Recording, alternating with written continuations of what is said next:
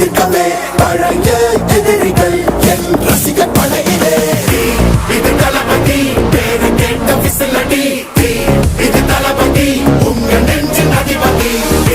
இது தளபதி பேரு கேட்ட விசிலடி, இது தளபதி உங்க நெஞ்சின் அதிபதி.